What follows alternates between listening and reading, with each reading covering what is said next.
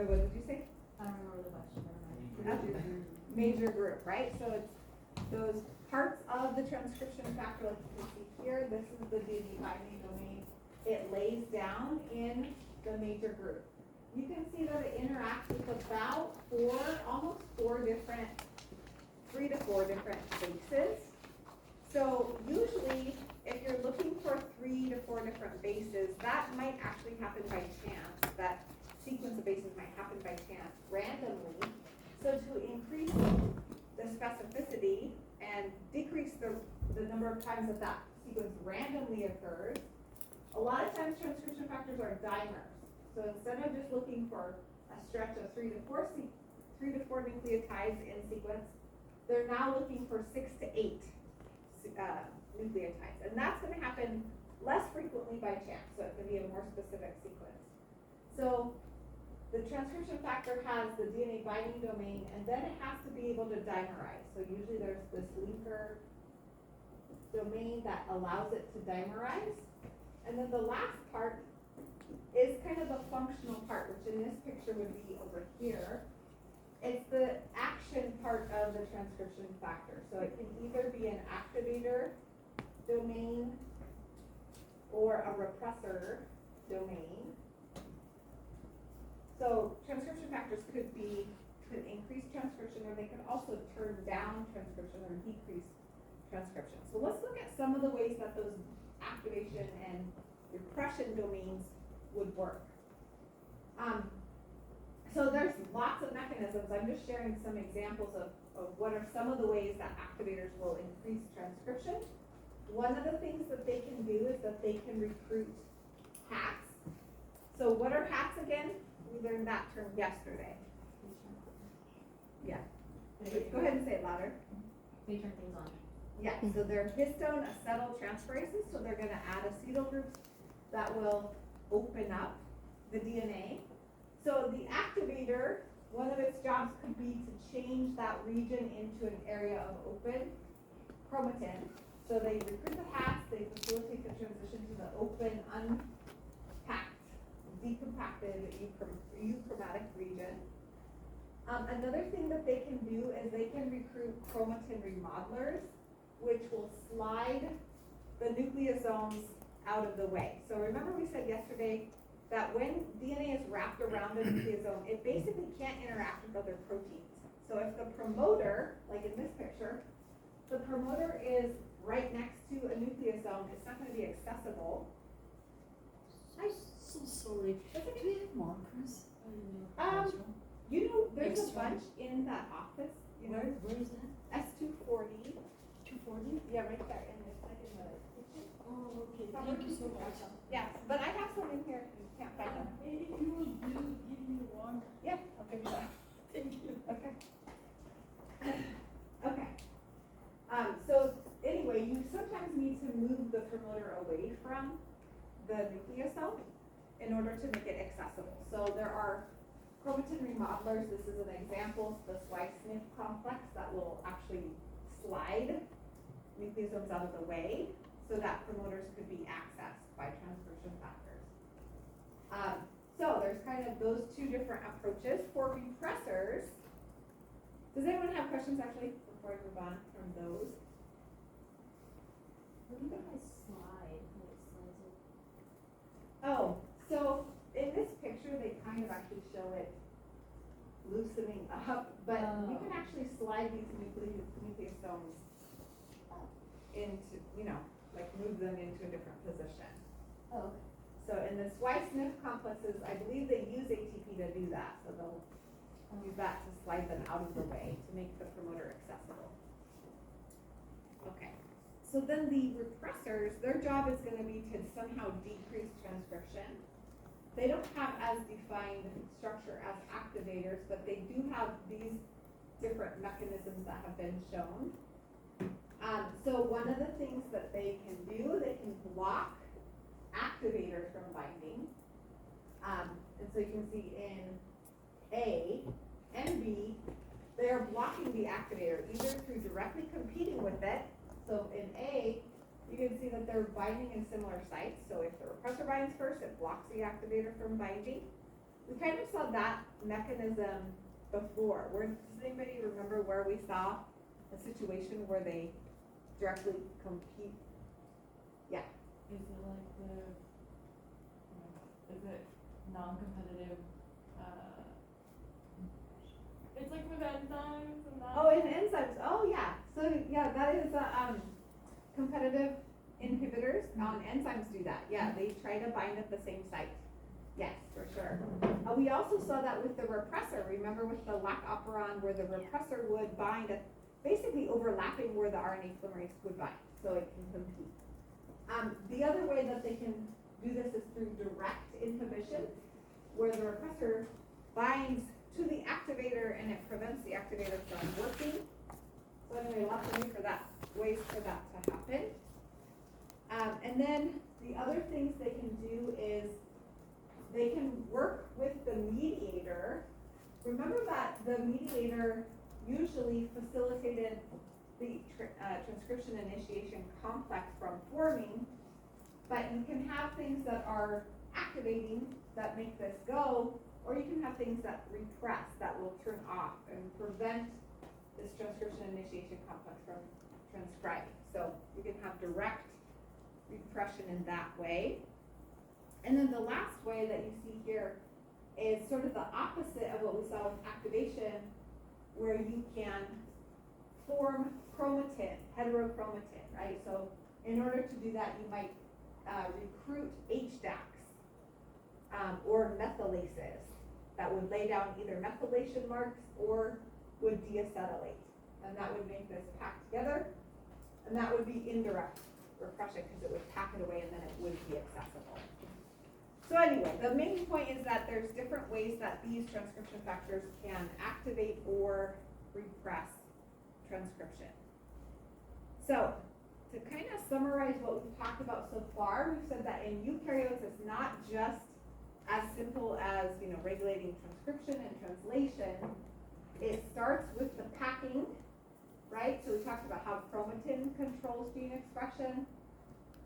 Then we talked about the complexities of, all the steps of transcription that are regulated, like splicing, we said, is one regulated step. Addition of the cap and the tail. I think that's on the next slide, or maybe I don't have a picture that shows that processing step. But transcription itself is highly regulated as well, right? We have additional parts of the promoter that we don't have with prokaryotes. So it's a very complicated and highly regulated process. Anybody have questions on just sort of the ways that eukaryotic regulation is different? All right, the very last part of this chapter talks about some of the other ways that you can control gene expression. So in our class, we're actually using another method to control gene expression. Does anyone know which pathway we're using in our lab? RNAi. So you can also control not only like the making of the RNA, but once you have RNA, you can regulate mRNA stability. And the RNAi pathway is one of the pathways that controls RNA stability. This one is relatively young in terms of the science world. It was discovered in the 90s, well, sort of in an indirect way.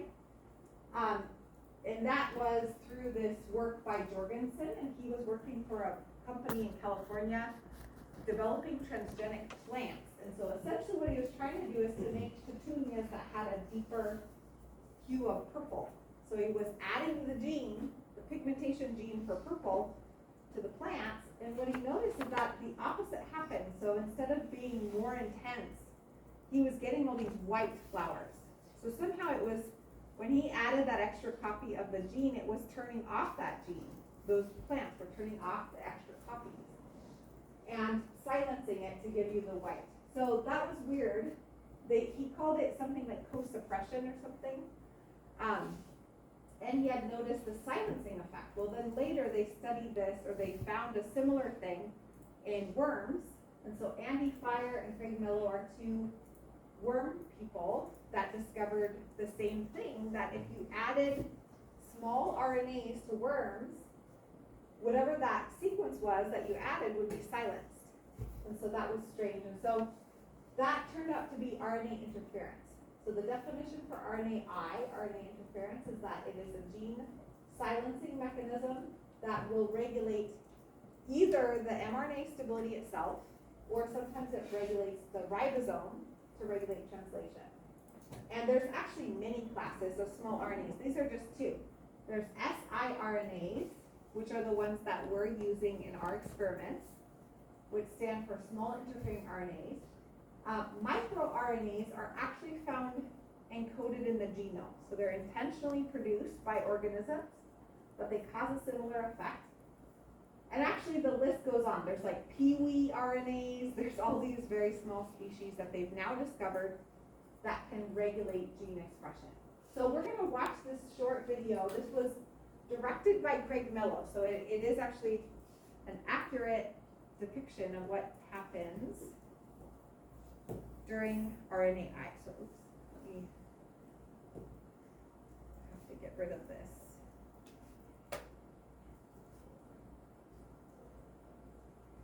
Okay.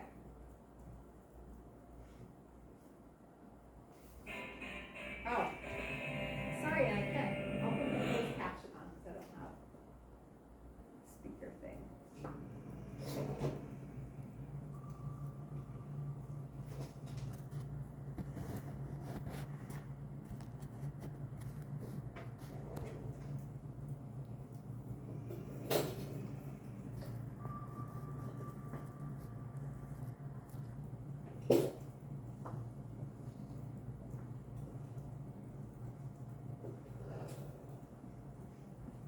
Scientists have been making rapid progress in understanding RNA interference, or RNAi.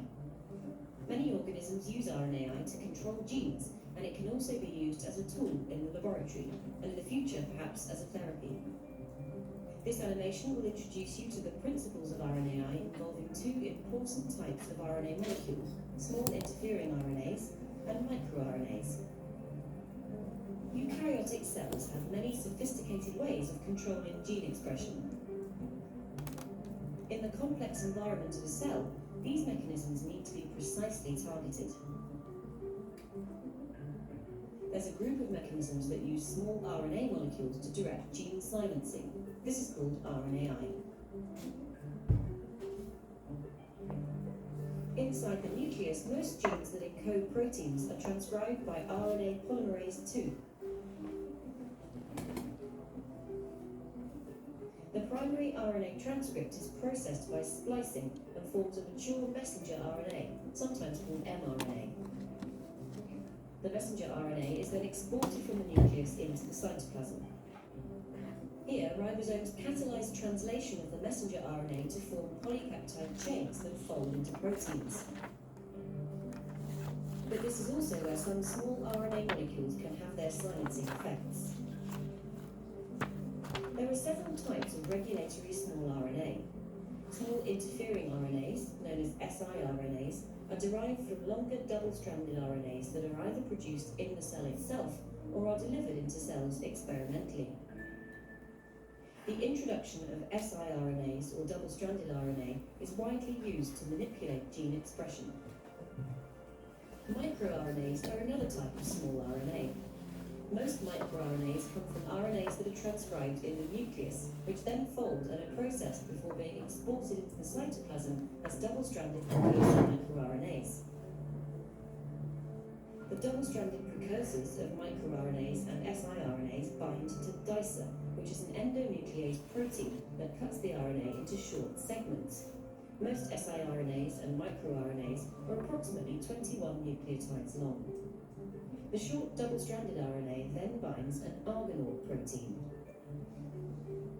One strand of the RNA is selected and remains bound to argonaute. This is called the guide strand. The combination of the RNA and argonaute, along with other proteins, is called the RNA-induced silencing complex, or RISC.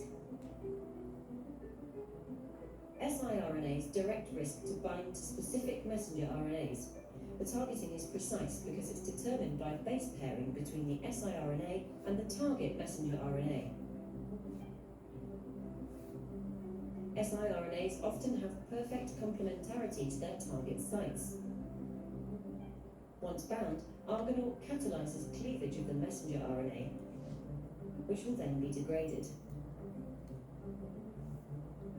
MicroRNAs also guide risk to messenger RNAs. Usually only part of a microRNA, known as the seed, pairs with a target messenger RNA. This imprecise matching allows microRNAs to target hundreds of endogenous messenger RNAs. Targeting by a microRNA can lead to messenger RNAs being degraded or translation being inhibited. Argonauts and their small regulatory RNA cofactors are found in plants, animals, fungi, and some bacteria, and their importance in a multitude of biological processes and as tools continues to be revealed. Okay. So you can kind of see, that is what we're doing, that's what we're gonna do in our worms, is we're gonna induce that pathway to, to silence the gene that you all chose, right? So the idea is that we have to give the worm that trigger, which is the double-stranded RNA. So let me kind of show you the pathway and how you actually activate the RNAi pathway. Okay, so this is kind of the schematic of both, that has on here both the siRNA pathway as well as the microRNA. So we're talking about this one first. As they said in that video, usually the trigger for the siRNA pathway is a longer piece of double-stranded RNA. So how are we getting this double-stranded RNA produced in the worms? Anybody summarize, how are we gonna make, it's actually made in the bacteria that the worms are gonna eat? Yeah. They eat it? They're gonna eat the bacteria, yeah, and so how are we gonna, we have a plasmid in there, but how will the plasmid produce that? Yeah, that means. When it's being replicated, so there's gonna be two strands of mRNA that are gonna be replicated at the same time.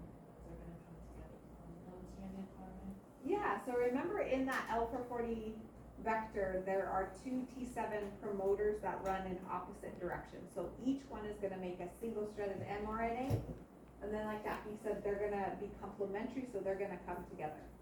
So our insert, remember that the inserts were like on average 500 base pairs long? Well, that's obviously a lot bigger than what is the actual molecule that is used in the RNAi pathway. So this will have to be processed down from 500 base pairs to, they said in the video, about 21 nucleotides. So what does that is an enzyme called dicer. So this, I think they show dicer here. Dicer is like molecular scissors, basically binds and it chops it at that, measure, about 21 nucleotides apart. It's still double-stranded at that point. And then this will feed into the RISC complex, the RNA-induced silencing complex. And that will actually get rid of one of the strands. So we don't need to know in this class, but they choose one of the strands to be the guide strand. The guide strand has to be complementary to the actual mRNA that it's targeting. So one of those will be selected and will match perfectly. You heard in the video that in siRNA they usually match perfectly to the target sequence. And then cleavage occurs due to an endonuclease that is found called Argonaut. So Argonaut not only helps it to find the target, but then it also cleaves it in half. Now, based on what we know about eukaryotic translation, why will this, once we cut it, why will this never be produced? Because it's not in the ring where it's supposed to be. Yeah, so it will be impossible to form the circle of translation, right? If you cut it in half, the tail, or the cap and the tail will never be able to form a ring. So that basically will then be degraded by the cell, never made into protein.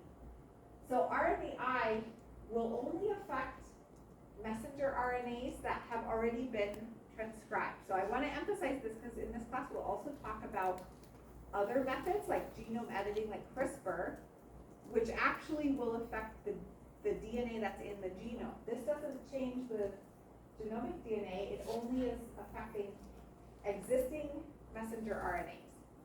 Now, I have a question for you all. If you have a protein that sticks around for a really long time, and you treat with RNAi, will you get rid of the existing protein that has already been made? Based on this pathway, do you think that the protein that was already in the cell is affected by RNAi? No, so it's not. So the only thing it can really control is the synthesis of new protein. So one of the reasons why sometimes RNAi doesn't work well, if you have a long-lived protein, then you can't get rid of what you already have there. So in those cases, RNAi won't be effective. If you have a protein that has quick turnover, usually it's being degraded at a rate that you can then prevent any new synthesis, and then you can see a better effect. Any questions on RNAi? Yeah. I'm kind of confused how, like, them ingesting the plasmid, like, brings it Yeah. to where it can stop the mRNA. That's a great question, and a lot of people are studying like how, once it's inside of the worm, how does that small RNA get to all the cells? Because obviously they're gonna eat bacteria, they're gonna break open the bacteria, and then that's where the double-stranded RNA is. But there are transporters, I guess, in a lot of different cell types that let small RNAs come in. So it can go to different cell types from the digestive system into other cell types. There are some cell types that are resistant, so neurons actually are it's hard to induce RNAi with feeding into neurons, and so, yeah, sometimes you have issues with, like, if there's a gene you're trying to knock down and it's only expressed in the neurons, sometimes that's hard to actually get it to be knocked down. How long does it last, the effects? That's a good question. So I don't actually know the answer to that, and it might be out there. I know there's some labs that this is kind of what they study. They have also studied multi-generational effects of silencing, that you can maintain that signal. So there's a lot of research out there. I don't have the answers, but I think people have looked into that. Yeah, that's a good question. Okay, so this pathway is the one that a lot of people use because you can manually kind of deliver the double-stranded RNA, and it can encode any gene you want, you can get rid of any gene that you want. With the microRNA pathway, it's related in that it feeds into all of these proteins, but the initial trigger is different. So this is encoded in the genome. So the genome actually has regions that their product, instead of being a gene that's going to be made into a protein, is to make a hairpin. So they have complementary sequences, right, here and here, so that they form a hairpin, and then they are exported out. They are also processed by Dicer.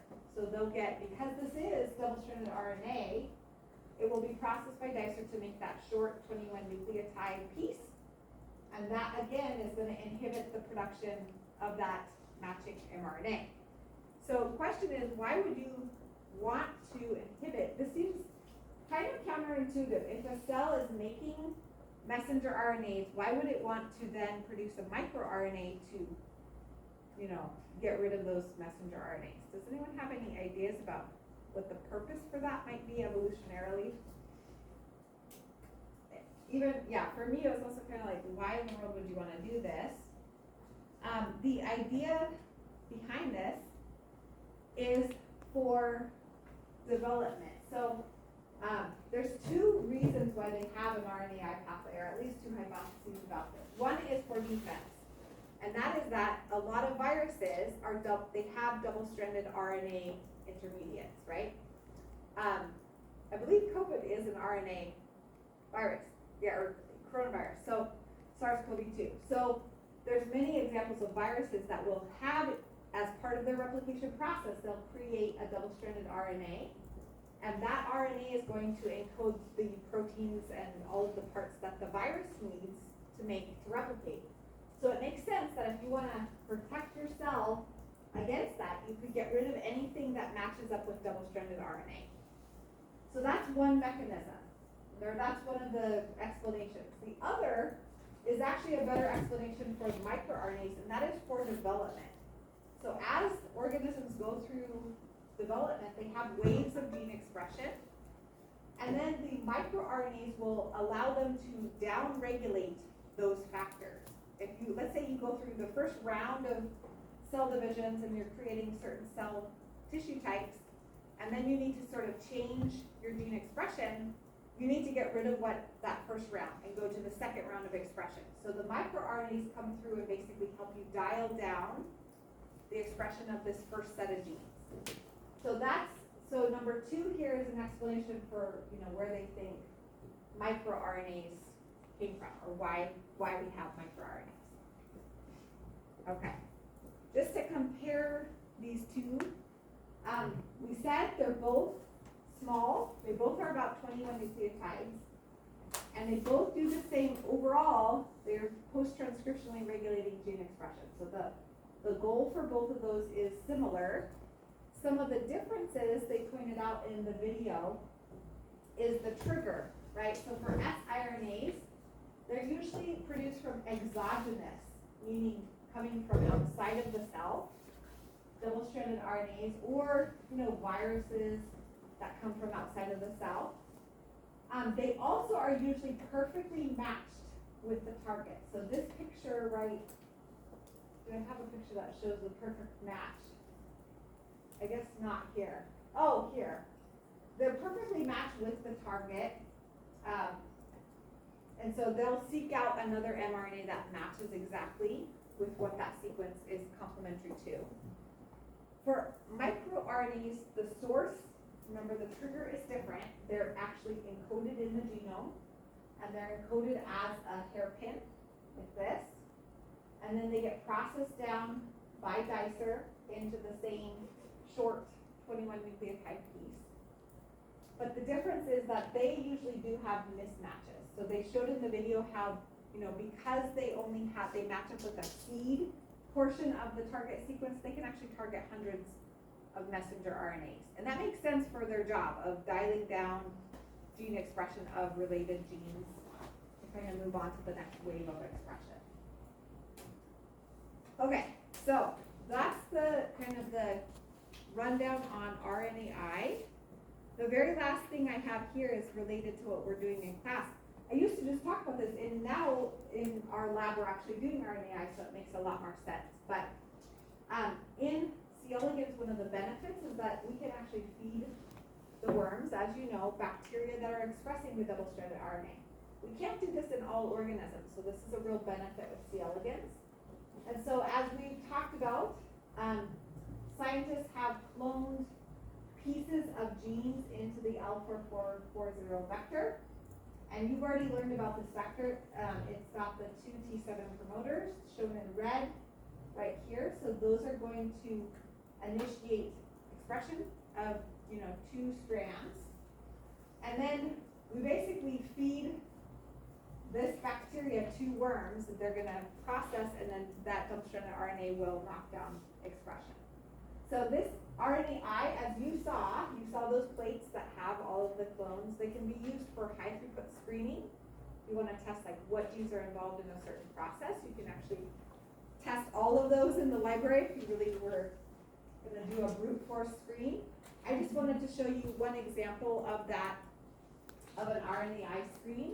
This was a long time ago from Mohammed Rahman, who was working in the lab nearby our lab, and he was studying nuclear shape. So, as you know, most nuclei are round, right? But he was studying, if I knock down certain genes, will there be a change to the nuclear shape? So these are some of the hits that he got in ones that had, wrinkles, or they were lobular, etc. So these were, each one of these pictures was an image that he took where a certain gene had been knocked down, and then he could go to like, all right, I know what gene this is, let me see what that protein does, and try to see if those proteins are involved in nuclear shape. So anyway, you can use this for a lot of different things.